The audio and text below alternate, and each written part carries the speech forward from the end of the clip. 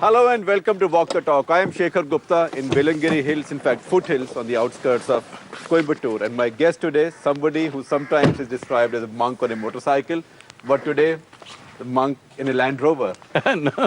Sadhguru Jagi Vasudev, welcome to Walk the Talk. It's no more a Land Rover, it's a Tata now. Just your luck.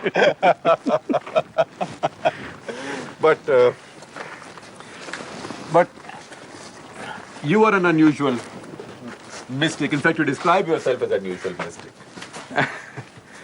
I think every mystic has been unusual, always. If he's usual, why would he be a mystic? But when you describe yourself as an unusual mystic, and as an unusual among mystics, what makes you unusual? The usual belongs to people who imitate. Only if you imitate somebody, you become usual. When you come out of your original nature, you are just natural. But by definition, do mystics imitate? No, but if scholars could imitate, sadhus and sannyasis could imitate because they're following a certain order. Mystic is someone who is coming from his inner understanding and inner experience, so there's no question of imitation. So he looks unusual, actually he is just natural. Because people are used to so much repetitiveness in everything, when somebody just comes out of his own nature, people think he's unusual. So what makes you different? What sets you apart?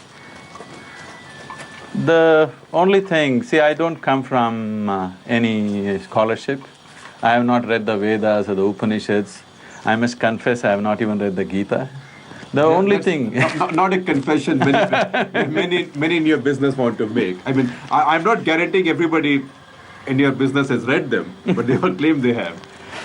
The only thing that I know is, I know this piece of life absolutely, from its origin to its ultimate. I know only this piece of life.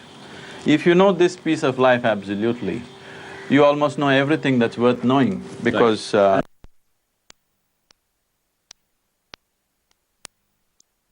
looking inward, nothing else. Tell us a little bit about your experiences. You started as a regular guy. Even now I'm very regular. Except maybe the beard and the… Beard is a very regular thing. It grows on all men. It's unfortunately, people think this is irregular, but people have cut it and shaved it in different ways, that's irregular. This is the way nature made you. So would you rather that all men have…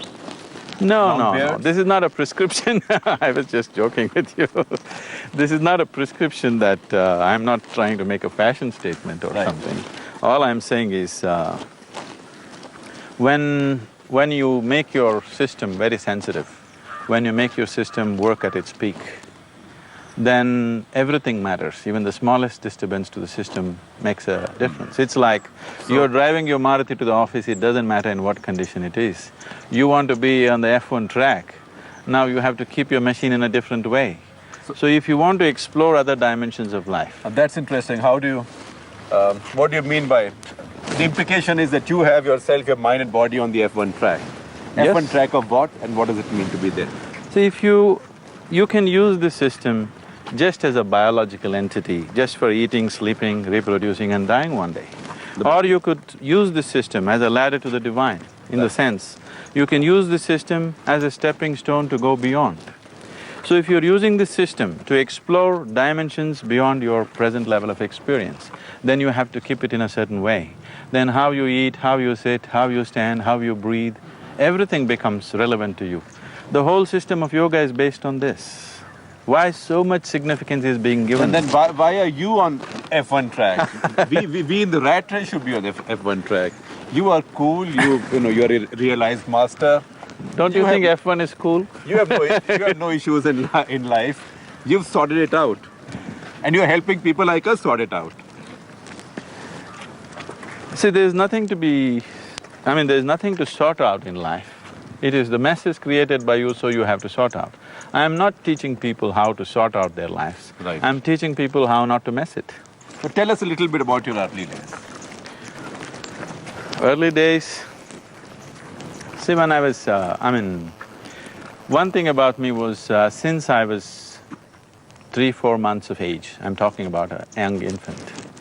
Even as an infant, what happened around me, things that happened around me, simple things, I'm not talking about some earth-shaking event. Simple things like what color of saree my mother was wearing, what she was talking to somebody, I was in the crib.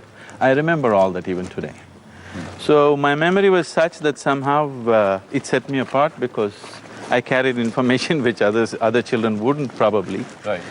So I would say how I was thinking when I was 5 years of age, I think I still think the same way. Either I never was a child or never grew up, whichever way. So it set me apart and I started looking at life in a different way. So I was a skeptic, nothing made any sense to me. I never entered a temple, you know. If my family was not very religious, but once in a way they go to a temple. Even if they go to the temple, when I was just 5 years of age, I have questions. If they couldn't answer the questions, I won't enter the temple. They never got to answer the questions, so I never went into the temple. So this made me extremely skeptical about everything, which naturally made me ask all kinds of questions. One thing is, I never let myself be identified either with the family or with the culture or the religious process that was happening around me, or anything for that matter, which kept me looking and looking in a certain way. When I was just 11 years of age, just by chance I happened to learn a simple process of yoga, and I kept that practice up. And later on I finished my university, I got into business and I was doing well for myself. To be peaceful and happy was never an issue for me. What kind of business? Poultry farming, I believe, once? Yes, I got into this mainly because I had dreams of traveling around the world on my motorcycle, so I thought I'll do some kind of business which will give me enough money and I can wind up the thing and later on travel. Right. So at that time the poultry industry was in a boom, so I decided to go for that. And from the scratch I started this. My father was a very known physician in the town and for him it was a no-no thing. He said, how will I tell anybody that my son is raising chicken? So I had to do it all on my own and it came up well, I made money. Then somehow I got into construction industry, then I got into various other businesses. But then on a certain afternoon, between two business meetings when I had nothing to do, I just rode up Chamundi Hill. This is so for, you know, for all the young boys in Mysore. Right. If you have nothing to do, you go up Chamundi Hill. Right. If you want to test your motorcycle, you go up Chamundi Hill. If you want to meditate, you go up Chamundi Hill. If you want to gossip, you go up Chamundi Hill. Chamundi Hill is the place. Right. So between two business meetings in the afternoon, I just went to Chamundi Hill. This was around 3 o'clock in the afternoon and I just went and sat there. I parked my motorcycle, climbed up and just went and sat on a rock which I knew very well, a huge rock. And my eyes were still open.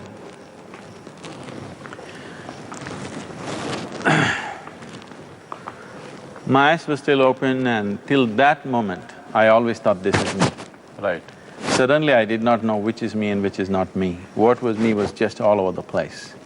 That sounds ridiculous and absolutely illogical, but that was my experience and I thought this lasted just for 5 to 10 minutes. But when I came back to my normal senses, about 4.5 hours had passed. I was sitting right there. For the first time in my adult life, there were tears in my eyes. Me and tears were just impossible. But tears were happening to such a point, my shirt was wet. I was just completely blissed out. I was somehow, every cell in my body was bursting with ecstasy for which I had no words.